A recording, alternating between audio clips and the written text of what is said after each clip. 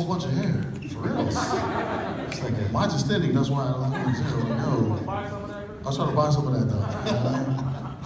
You guys having a good time? Make some noise, y'all. So, intelligent young Pacific Islander students today.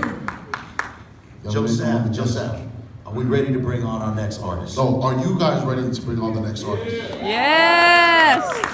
I think they're ready. Ladies and gentlemen, she goes by the name of Niko. She is part Samoan and Swedish. Come on now. Young woman from the island of California. She's currently attending school and studying psychology and business. Uh-oh. So she can sell you something and she can understand why you bought it. Exactly. Psychology, and that's business, ladies and gentlemen. The art of poetry has cleared her mind, and she's often inspired by God when it comes to creating new pieces. So I'm pretty excited to see this young lady come up.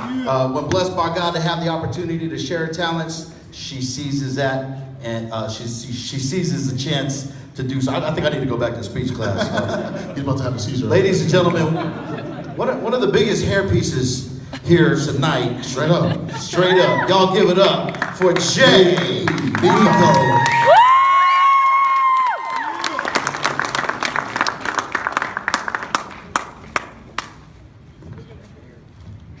Hi, y'all. Hey, Ron, can you bring this podium up here for me, please?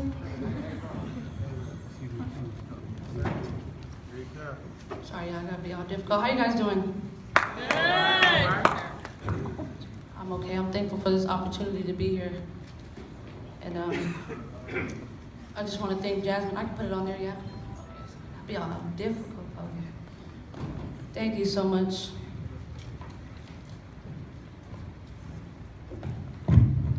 Okay, let's do this. Let God get all the glory from this. This is just His gift that He uses through me.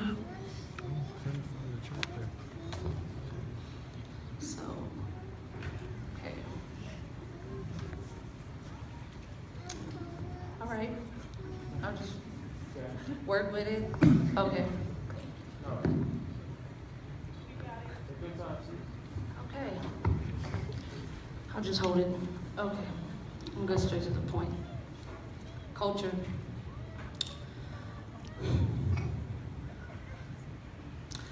God might as well strip this brown skin from us, since we trust so much in the history they thrust upon us, yet has very little to do with you and I.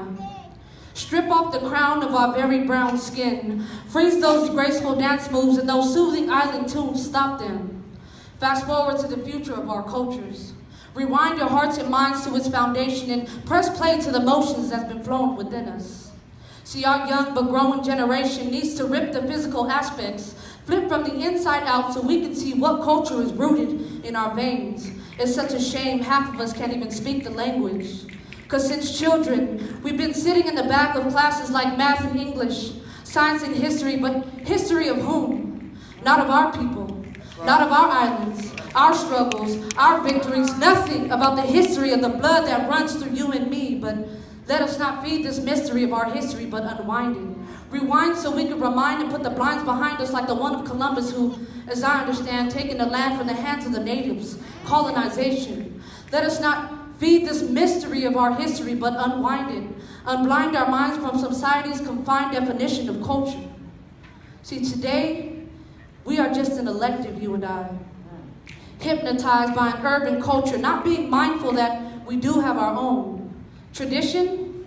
What is it? Getting drunk every 31st of December for New Year's, and it's okay we remember the lives lost in the tragedies of America, but why not our own homes?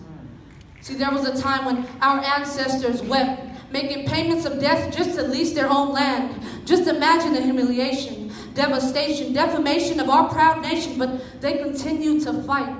They knew the value of culture. 1918, the UN deemed the attack against Samoa as one of the worst genocides, a massive homicide, dramatic downsides of our people. Are we creating the sequel? By accepting the uniform of social norms that slowly dilute our identities.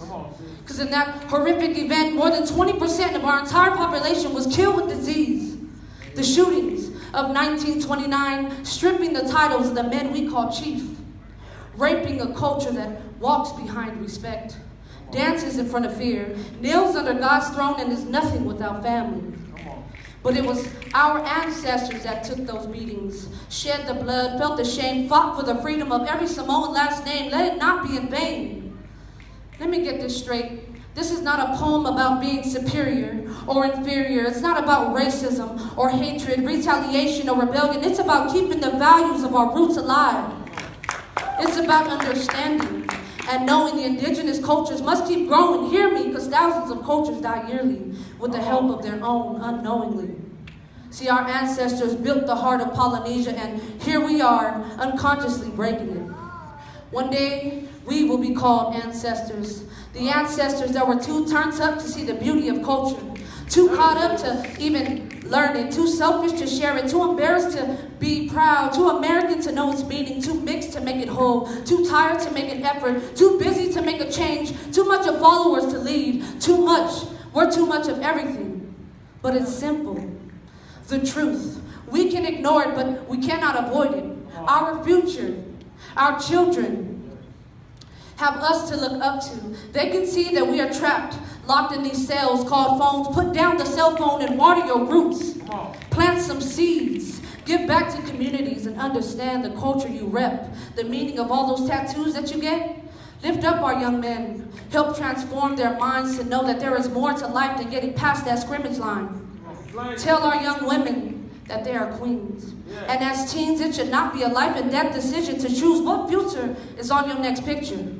So stop hoping for likes from that post last night. Be free from the preconceived ideas and notions that Facebook posting and spilling emotions. See, I am a Samoan woman, and I would never lose the dignity of my purity for temptation. I will not settle for a man that can't comprehend why I'm waiting.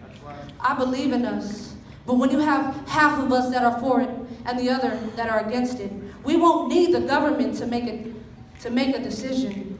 We will kill our own culture by the continuous division. So if you were born here and your grandparents are native like mine, utilize them. See, we are American, but America lacks culture. It is the indigenous people that have it, and mine is Samoa. My main resource is my elders, Alma and Elisa Niko. I ask them questions. Make it a point that they teach you, so when we are grandparents, we could teach it too. Really listen to their stories. Learn your family tree, because once their generation is gone, the future's in the hands of you and me. And that's for every culture, wherever you are from. Once you lose it, the rest of it is done. The history is gone, the white man's victory is won, so love your culture. It's what makes you unique, not the clothes you put on like those skinny checkered jeans. See, I never been to Samoa, but Samoa came to me. My old Samoan lady with every type of pulakasi. My old Samoan man with every colored aloha tee, who is fluent in the language but uses broken English just to conversate with me in Afakasi.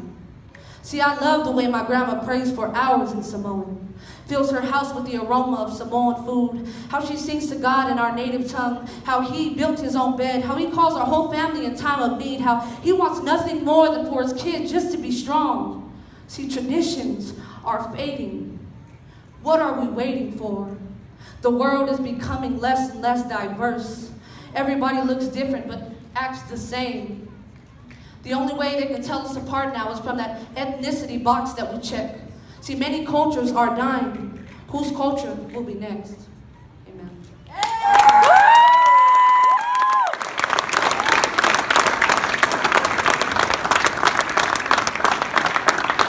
Go, Jay!